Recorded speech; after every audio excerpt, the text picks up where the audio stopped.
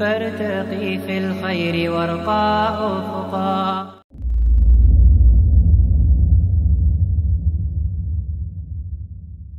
Assalamualaikum warahmatullahi wabarakatuh. Alhamdulillah, nahmaduhu wa nasta'inuhu wa nastaghfiruh wa na'udzu billahi min syururi anfusina wa min sayyiati a'malina. May yahdihillahu fala mudhillalah wa may yudlil fala hadiyalah. Wassalatu wassalamu ala Rasulillah wa ala alihi wa sahbihi wa man iktada hudahu. Qala Allah ta'ala fi kitabil karim, a'udzu billahi minasy syaithanir rajim. Bismillahirrahmanirrahim. Yarfa'illahu alladzina amanu minkum walladzina utul ilma darajat. Shadaqallahul azim. Al-ayah. Amma ba'du. Puji dan syukur mari kita panjatkan kehadirat Allah Subhanahu wa taala yang telah memberikan bermacam-macam nikmat kepada kita, teristimewa nikmat iman, Islam, sehat walafiat. Alhamdulillah, dengan nikmat-nikmat tersebut pada pagi ini kita dapat kembali mengikuti kegiatan rohani Islam. Salawat dan salam tak lupa kita panjatkan keharibaan Nabi Muhammad SAW. Siswa-siswi SMA Budi Multama yang dirahmati Allah Subhanahu wa taala.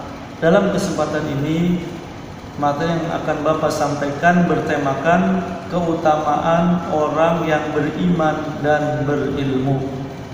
Di dalam Al-Quran, surah Al-Mujadilah ayat 11, Allah Subhanahu wa taala berfirman, A'udzu billahi minasyaitonir rajim. Bismillahirrahmanirrahim.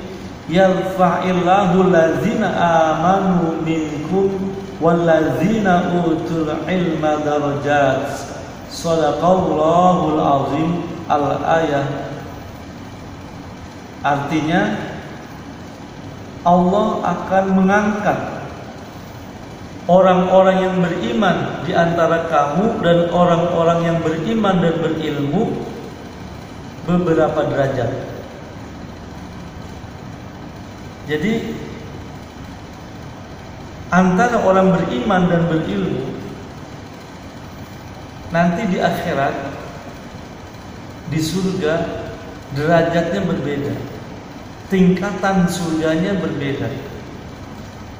Berapa jarak perbedaannya? Di dalam sebuah hadis dari Ibnu Abbas radhiyallahu anhuma dijelaskan orang beriman dan berilmu itu derajatnya di atas orang yang beriman saja. Beriman itu 700 derajat. Nah, masing-masing derajat 1, kedua itu jaraknya 500 tahun perjalanan. Itu perbedaan antara orang yang beriman dengan orang yang berilmu. Derajatnya seperti itu di surga nanti, di akhirat nanti. Jadi 500 dikali 700, seperti itu jaraknya antara orang yang beriman dan berilmu. Kemudian kenapa begitu jauh jaraknya antara orang beriman dengan orang beriman dan berilmu di akhirat nanti?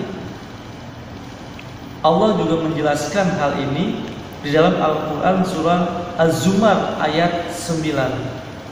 A'udzu billahi minasyaitonir rajim. Bismillahirrahmanirrahim. Qul hal yastawil ladzina ya'lamuna wal ladzina la ya'lamun. Artinya, apakah sama orang-orang yang beriman dan berilmu dan orang-orang yang tidak beriman dan berilmu? Nah, di sini dipertanyakan sama Allah, apakah sama orang beriman dengan orang yang beriman dan berilmu? Tentu jawabannya tidak. Sebagai contoh, ketika sholat, orang yang beriman, yang berilmu nih, dia beriman saja, dia sholat, sama, dia sholat. Kemudian yang beriman dan berilmu juga sholat, tetapi tidak sama kualitas pahala dari orang yang beriman dengan orang yang berilmu, beriman dan berilmu. Apa bedanya? Orang yang berilmu dan beriman ketika sholat, dari mulai niat sampai salam pertama dan salam kedua, orang yang beriman dan berilmu mengetahui niat termasuk sunnah atau fardu dalam sholat. Terus takbiratul ihram termasuk sunnah atau fardu dalam sholat. Sampai salam pertama fardu atau sunnah dalam sholat. Sampai salam yang kedua termasuk fardu atau sunnah dalam sholat. Itu orang yang beriman dan berilmu mengetahui ketika melakukan sholat. Tetapi orang yang beriman saja, dia hanya sholat, tidak mengetahui apakah yang dilakukan, dikerjakan itu fardu atau sunnah. Itulah yang membedakan kualitas pahala ibadah antara orang beriman dan yang berilmu. Pantas nanti juga di akhirat tingkatan surganya berbeda. Kemudian di dalam Al-Quran surah Fatir ayat 28 Allah berfirman, A'udzubillahi minasyaitonirrajim. Bismillahirrahmanirrahim. Innama yakhsyallaha min ibadihil ulama'u. Sesungguhnya yang takut kepada Allah dari hamba-hamba Allah adalah orang-orang yang beriman dan berilmu. Kenapa? Karena orang yang beriman dan berilmu itu mempelajari agama sehingga tahu mana yang haram, mana yang halal, mana yang boleh dilakukan, mana yang tidak boleh dilakukan. Nah, dari belajar itu dia mengetahui, akhirnya timbul rasa takut untuk melakukan sesuatu yang tidak dibolehkan oleh Allah. Nah, kalau tidak belajar, bagaimana bisa kita mengetahui apakah itu dilarang atau tidak? Makanya Allah menjelaskan dalam surah Fatir ayat 28 ini, sesungguhnya yang takut kepada Allah dari hamba-hamba Allah adalah para ulama atau orang-orang yang beriman dan berilmu. Jadi berilmu di sini dimaksudkan adalah ilmu agama dulu, baru ilmu-ilmu yang lain. Karena kalau kamu sudah mengetahui ilmu agama, kemudian mengetahui ilmu yang lain, misalkan tentang teknologi atau IT, tentu ilmu umum atau tentang IT misalnya, kalau dilandasi sebelumnya dengan ilmu agama, maka digunakan ilmu itu, ilmu IT, ilmu umum itu untuk sesuatu yang bermanfaat untuk diri sendiri, orang lain, dan untuk agama, kedua orang tua tentunya. Nah, itu kenapa yang diutamakan itu ilmu agama baru ilmu yang lain, agar ilmu ya selain agama, ilmu IT misalkan yang kita gunakan membawa manfaat untuk diri kita dan untuk orang lain. Itu maksudnya.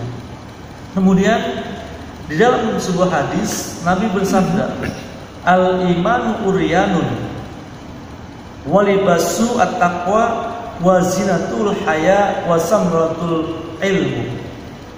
Al-imanu uryatun, ilmu al-imanu uryatun, iman itu telanjang. Jadi kalau diibaratkan orang hanya beriman saja, tidak berilmu nih, baru iman saja, itu uryatun, seperti orang telanjang.